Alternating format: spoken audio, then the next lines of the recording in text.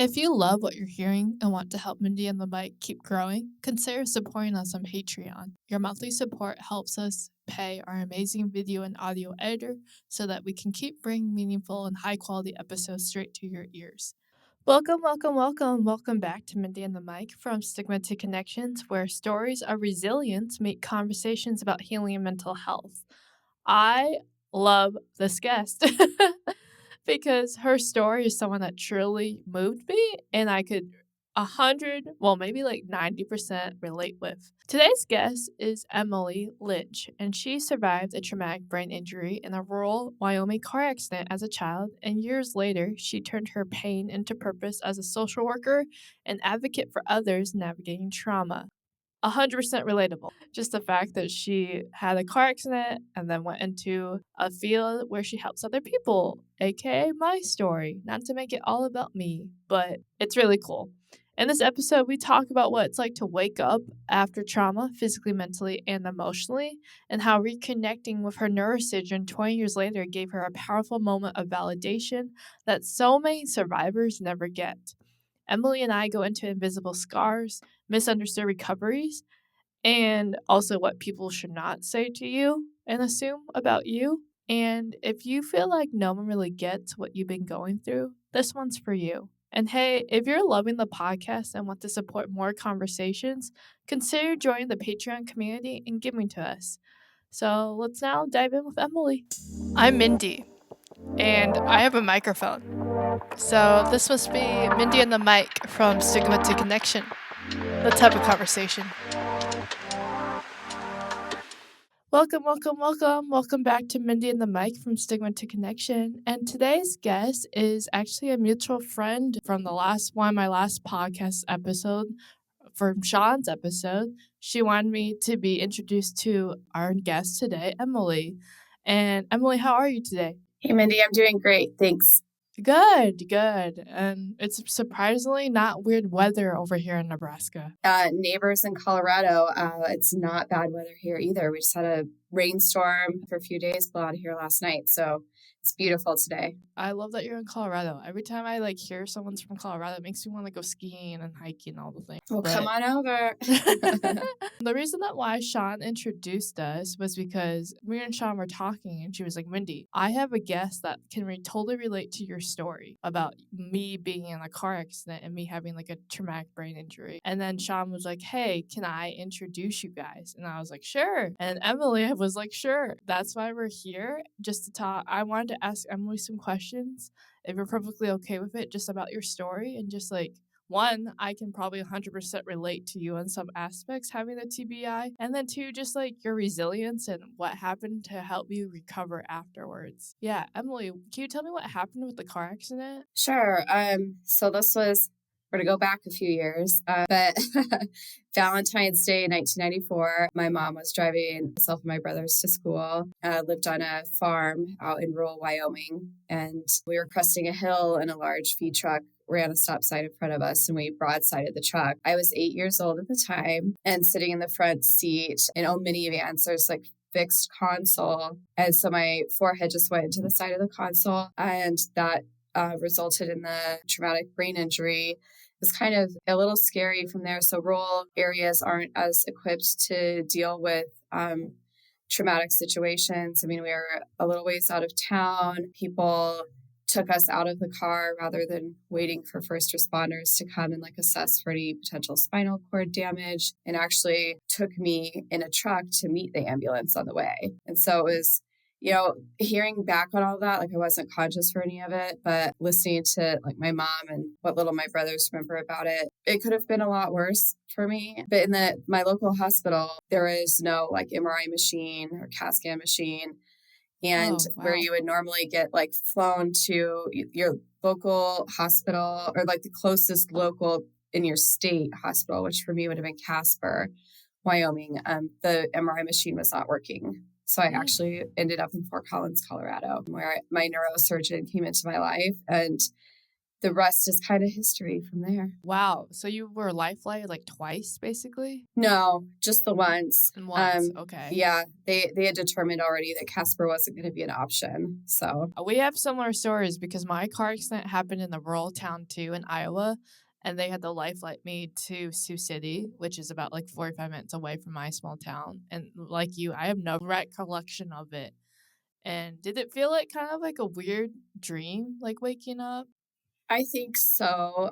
So I was quite young when it happened, but I do have some sort of like memory, and sometimes I wonder if it's just like a confounded memory from hearing other people's stories. I was just with my dad when I woke up because my mom and brothers were in different hospitals, and Mm, so he was with me the whole time. But from what I can remember, it was like stages of waking up. There's like the kind of a moment where you wake up and then things start to seem more clear, but it almost seems like progressively coming out of a dream. And mm-hmm. I'm not sure if you had the same experience, but they self induced a coma for Yep. me. So those heavy anesthetics, and on top of the trauma that your body's experiencing and it already tried to heal itself, I think it only makes sense to feel this sort of odd dreamlike state. Yeah, I was about in the induced coma for like a week because of a brain bleed. Were you about the similar time? No, I think it was more like a 24 to 48-hour thing. Okay. So it was just like getting to the hospital, getting things taken care of. My neurosurgeon at the time was a resident. He was 33 years old. And I always think that that's so cool because it was our first I mean, I had never experienced anything like that. And when I met with him later on, he was very young in his Yeah. profession. Do you remember kind of the after effects? Like, were there big after effects physically and mentally after even coming out of the hospital? There were a lot of concerns for epilepsy. I had a lot of difficulty like walking and talking. So there was therapy in the hospital and then therapy prescribed for post discharge. In Wyoming, there's also not a lot of resources for, pediatric therapy. So I actually would go to Nebraska. Scottsbluff is pretty close Yep. to where I grew up. Would go there for some therapy, cognitive as well as physical. Yeah, yeah. I was about the same way. I did a lot of therapy in the hospital for like a week and a half, like occupational speech and also physical therapy. But then they did not discharge me with any therapy, which I think they should have, honestly, in my situation, in hindsight. And then I went to cognitive therapy probably about a year later because I was experiencing some PTSD effects. Oh, wow. But Yeah, yeah, yeah, it's just like the when your brain is injured, there's so many things that are just affected, which is an understatement as well. But absolutely. yeah, yeah. How did your mental health shift, would you say, following the accident? Or did it change really? I think there was a lot of not understanding what had happened. So even like being in therapy, even though like I couldn't walk, my inner self didn't feel any different. Like my child self was like, oh, I could still do everything. I could still, in my mind, understand what people were saying to me. But per like my parents and people around me at the time, they were like, you were not intelligible. People could not Hmm. understand you. You couldn't walk. So there's just a lot of frustration. And then I don't know like how quickly you went back to school or were around other children afterwards, but having scars and missing hair, and kids aren't the nicest. And so like kind of like right off the bat, like I was so excited to be back around people again and like back to normal routine. It was very difficult because it wasn't made easy. And so it was kind of adjusting to that. It was as a kid, you're like, well, why? Like, what's different about me? Like, I feel fine. Like, I'm just back to my routine. Comes up in your face. Like, people are not going to let it be easy all the time. So, Yeah, I was kind of I don't want to say crazy, but when my car accident happened, I was like 21 and I was in college. It was my senior year of college. So my car accident happened in the summer of my junior and senior year. And then my senior year, I decided to take 21 credits after my car accident. yeah, And hindsight again, I should have taken a gap year. I should have like took another semester even because I just pushed myself too hard, especially in college when you want to do everything, but my body could not keep up with my brain. there was definitely a lot of things that I learned, like, maybe, like, 4 years after college, like, about, like, what I should have done. But, yeah, I can totally relate. In college, when people, like, have an idea of who you are and you don't feel like you know who you are after your car accident, there's some, like, underlying questions that people have that they may not even say to your face. And so I don't know if that was like that for you, but it was definitely like that for me. It's a little bit of both. So Yeah. there's some people will come and they'll have questions and they just say nothing. And then some people are just so bold to be like, what happened to your face or what happened to your head? Even years later, mine's been 30 plus years and people will still say my scar will catch a shadow sometimes, or the opposite will catch the light. And some people say they never see it. And some people, it's almost the first thing they say, like, oh, wow, like what happened to you? And it's like, my name's Emily. We're just meeting for the first time, but Yep, like, let me yep. tell you. Yeah, that's so relatable. I have a trach scar because of my accident. My jaw broke, and so they had to put a trach in my throat, so I had another airway passageway to breathe. And all the time, strangers will come up to me and be like, "What happened? You have a scar," and I'm like, "Hi, nice to meet you too." Right. Yeah, Right. And yeah. sometimes I think people might gravitate towards scars because they have some of their own, maybe that they're Mhm. that they're not seeing. But I try to be very conscious of that as well. If I see somebody's scar, like I'm not going to be like, what happened to you? Like that's your story to tell. And if I get the privilege to know you well enough, as I know you, Mindy, where we can share those stories and like have it be a relatable experience rather than, like a rubbernecking the car accident itself is almost how it feels. Like people just can't stop staring. It just feels invasive. Yeah, or I like the questions I get sometimes. People will ask me, like, for me, it's been like 5, 6 years since a car accident, so it's still in a 10-year frame. But people will come up to me and be like, "Are you okay?" Like, because they just know me from that incident. Because like, the town that I was in was really small. It was Right. pretty big news at the time. But also, my life's kind of moved on too, and the same, like, I'm doing different things now, obviously, than recovery. Right. Yeah. I was just back home. This was last year, and somebody who was close to my family at the time of the accident came up and they're like, "You're still alive," and I was like, Yep. "Well, last time I checked, yep."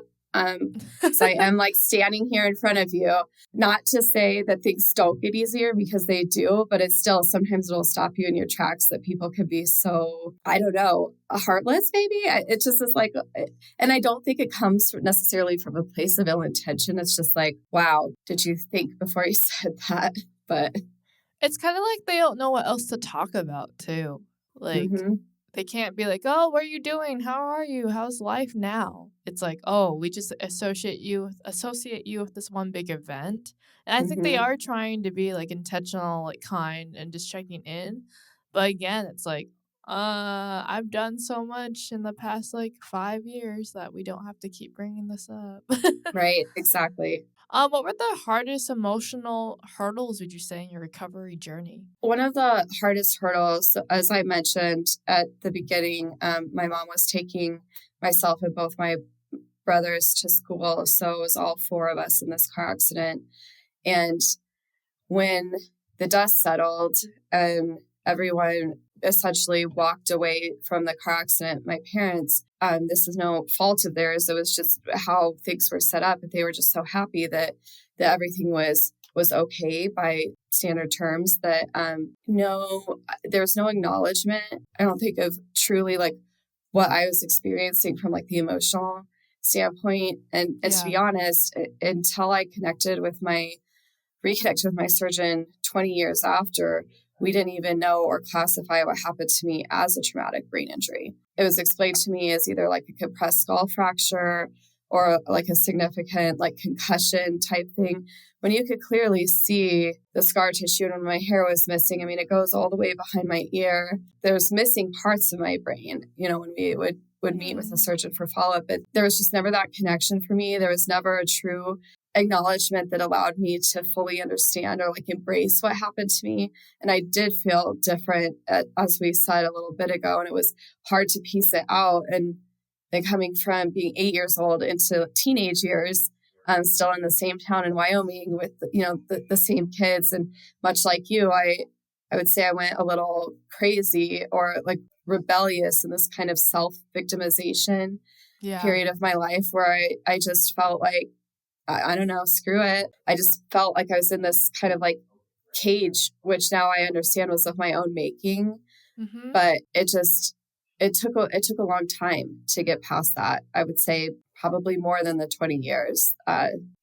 When I met with my neurosurgery, connected with him, and we had a great conversation, and he was able to explain to me more of what happened and what his perspective on the situation was. It wasn't like it happened again, but it was just like this veil had been lifted, and so it was just like re-looking at myself, the choices I had made, and some of the self-destructive patterns I had created, and why. Yeah. Did you feel like kind of not validated when they said it wasn't a TBI? Being so young, I don't think it was even in my purview to feel not Yeah. validated at the Okay. time. But I think moving into my teenage years, when I felt like it sounds a little, I don't know now, but like I was like, there's something wrong or there's something different. Like I don't feel the same, even though on the outside, like I didn't ever develop epilepsy. I was able to finish school. I didn't skip any years, much like you. I just continued down the normal or the routine path, but something inside just felt different. And I think what I did want was just that validation of like, Yep. yes, what happened to you was significant. Yeah, I can relate because my time after I graduated college was when my PTSD kind of came back from the traumatic brain injury, and I was not myself. Now I would say I'm like myself in this quote unquote, but how I acted, like people were like, "Oh, you're different," and it's because my brain, like I felt like I couldn't like communicate my thoughts thoroughly because I think my brain was still recovering. But people kind of used judgment, or they didn't really. There was a lot of misunderstanding and they didn't really know what to do, so they kinda just treated me like how I was, which I don't think was probably the best solution because I needed to be seen and I needed to be loved and I needed to be like, "Hey, like, what you are going through, you will be okay, and I totally understand where you are coming." Absolutely. I think one of the biggest takeaways for me had been trauma. When it happens to you, it creates change in yourself. That's something you don't choose, right? But Correct. it's the process of healing that we are able to choose, and it's those around us who can help us in that process, for better or worse. And my family was so supportive and so loving. I think at the time no one knew really what to do other than just be thankful that, as I said, we were all still here. We were all able to eventually be home together again, and it was just this like feeling of extreme gratitude. Same. I would say that my closest friends and my mom and my dad were a big advocate, and my brother too. They were like, "We just want you to be back to how you once were, or we want you to be back how you want to be too." Right. Yeah, and I think like the closest people that know you really know, like I think not your everything, your total essence, but at the same time, they know what you like, what you don't like, how you usually behave. And so when they miss that, they kind of there's some grieving there of like, oh, you're not the same person who you were, which is like normal because you've been through a traumatic event. Like anyone would not be quote unquote normal right after something like that.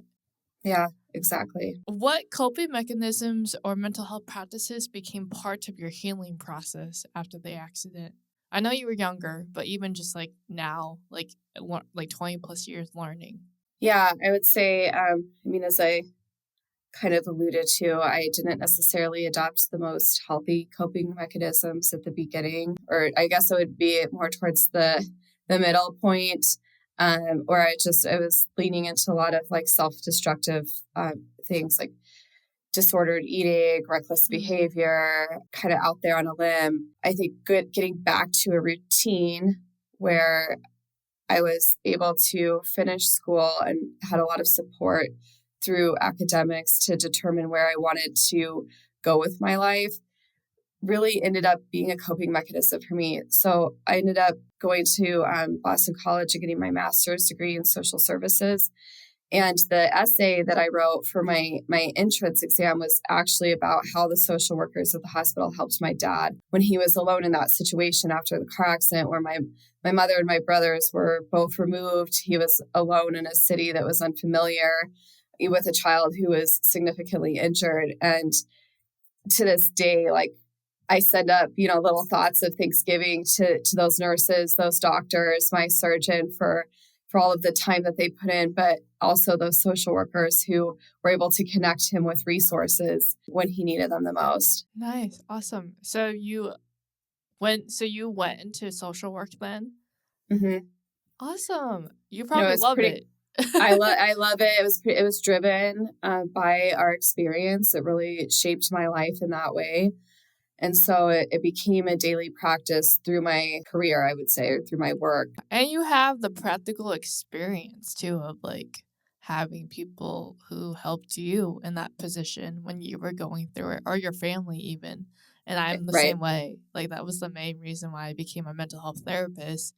It's because people would walk alongside me who were mental health therapists and they would say, "Hey, like you can get through this. We can get through this and you will be able to change other Yeah. people's lives and make an impact." How would you say that your personal journey has shaped your views on mental health and trauma care? One thing that I always try to be cognizant of, even as you and I sit here talking about our experiences that seem pretty similar, different ages, but there's some similarities there, is that sometimes we get grouped into trauma categories of, these are car accident victims, these are, gunshot victims or whatever it is, when I can guarantee that everybody who has had a car accident, even their experience is unique to them. And it has its own specific set of circumstances. And so I try to be very cognizant of that no one person's experience is the same. And even though, like you said, that we have very similar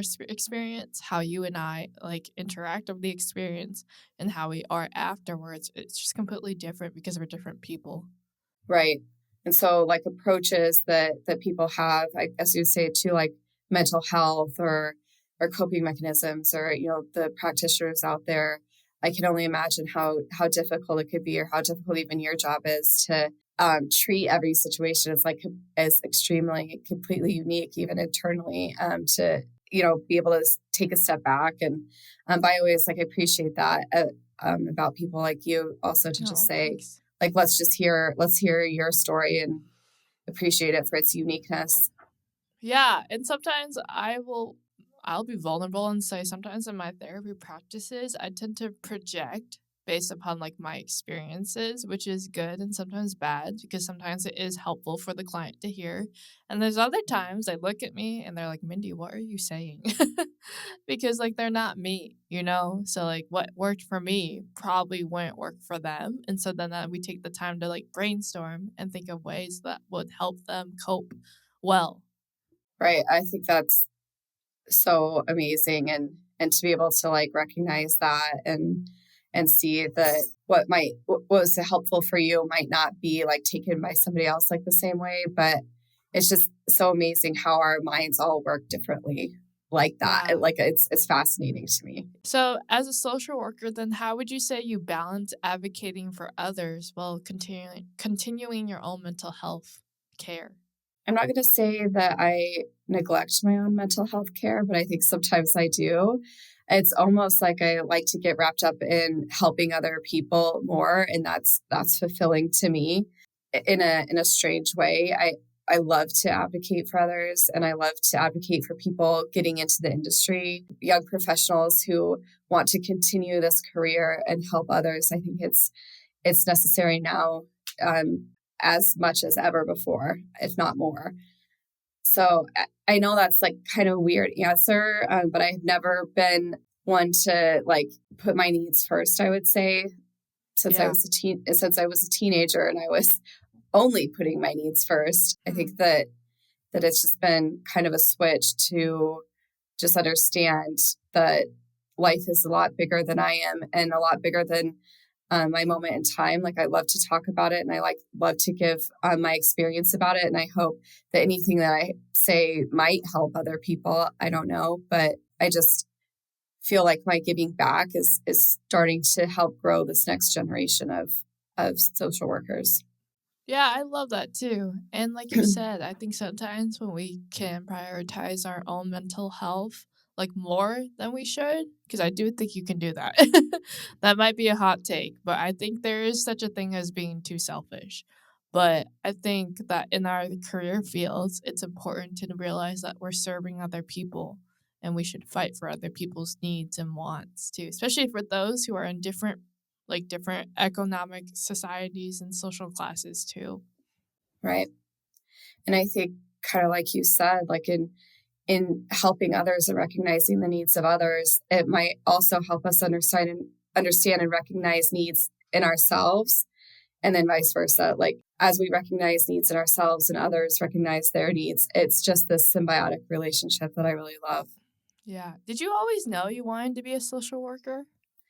No, I actually went to college thinking I was going to do anything but, because my mom is a child psychologist of sorts, and so I stayed away from psychology and anything close to it. I went to college to be a theater major. I was going to direct movies and such was my dream, leaving leaving Wyoming for school. But when I took Psych 101, it was an instant connection. I Yep. loved the courses. And not only did I love it, I found my natural niche where I was good at it. And then progressing through undergrad, I had a really great thesis advisor who said that social work was probably the way to go for me because I didn't have any interest in active, like practicing therapy. So social work then also became another natural niche. Oh my goodness, we have similar stories here too, because I wanted to be a photographer who lived in New York City to get out of the Midwest. So I went to Iowa State for communications just because I was like, okay, I can go the business marketing route so I can understand like how I'm supposed to sell my photos. Sure. And then I took in communications, they made me take an interpersonal communication course about how you interact with people and the psyche behind it too. And I was like, why does this hit so much better than like the photography and the advertising courses? And that's when I kind of knew that I probably would not go into photography full time. Do you still take pictures? I do. Like I do it for fun. Like I'm taking a few weddings this summer. Just a couple of like close like friends of friends. They asked me to do it because they know that wedding photography can be extremely expensive. So I Mm-hmm. usually give like a discounted rate just because I'm pretty chill when it comes to it and it's not my main source of income. But yeah, that's another reason too. Like as a photographer, you have to charge a lot of money to make a Right. living. Yeah. Right. But no, I think it's cool that we had like kind of same career aspirations in the sense that we wanted to do something completely different than what we do now. Yeah, I do too. It's another part of that layer of self-discovery, right? Where Hmm. it's you start off going one direction and then something happens and puts you on a different course. Yeah, and it's crazy because I don't think I could see myself doing really anything else, you know? Like I could like maybe imagine it, but I really like what I do today. So I'm pretty content. Agreed. I love what I do and very happy with the trajectory my life has taken. Hmm. Again, like I was first put off course or changed course by this car accident at a young age, which did I think afford me the outcome that I had. When your brain is still developing as a child, it can reassign some of the functions of the pieces that were lost. And so Yeah. it is still kind of amazing to me just knowing now like the whole truth of what happened and what could have been. I feel very blessed to be where I'm at and to live a relatively normal life. Yeah, same. Same. Looking back 20 years later, what would you say to your younger self in that hospital bed? Oh, girl, 30 plus years later. But yeah, so I would look back to myself and just say, like, don't be so hard on yourself and don't be so hard on your parents. I really made it difficult on them growing up, just kind of like railing against any and every structure that they tried to put in place that, is there for your benefit when you're a teenager. I think I would have just cautioned myself to be more loving. Yeah. It took me a while to get to a place where I felt like I did love myself. It can be difficult to get to that place for anybody and for any sorts of reasons. But I wish that I had gotten here sooner. Yeah. Yeah. No, that speaks volumes because that's how I felt too. Like, I think after the car accident, I was like, who the heck am I? I'm gonna answer this too. I would probably tell myself to slow down because, like I said, I was trying to speed up 2 times plus, trying to get through college and trying to like keep up with my friends. But really, I should have just slowed down and take a breather. I think there is a fear that comes with trauma or PTSD of being left behind Mm-hmm.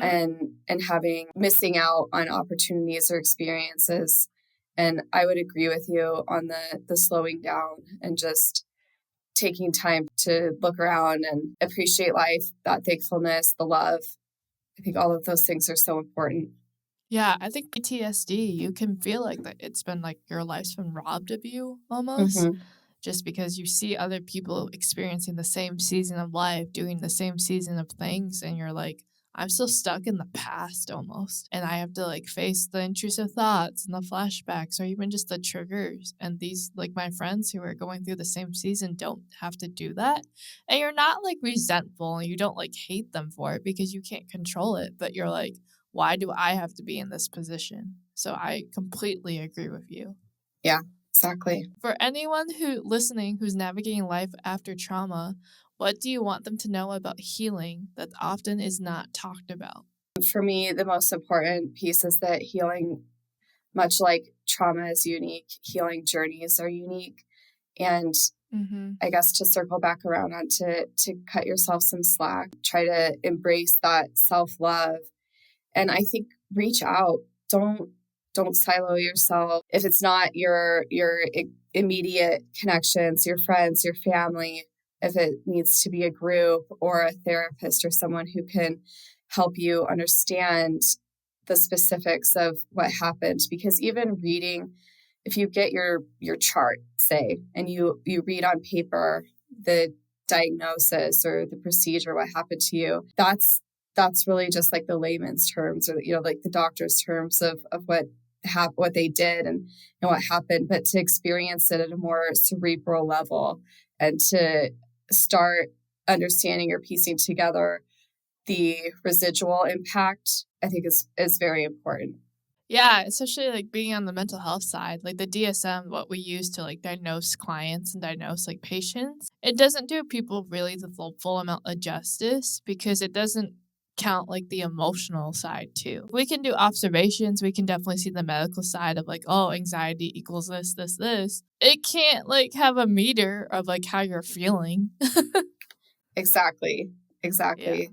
So I think that healing journey is so important. And for me, it really did come down to, so I said our accident happened on Valentine's Day. And when Mm-hmm. I ended up back in the Denver area and wanted to reconnect with my surgeon, I didn't even know the reconnection was going to be possible. But I sent a Valentine to his office, That's awesome. and as it was I don't know, a week or two later, his whole like team is contacting me.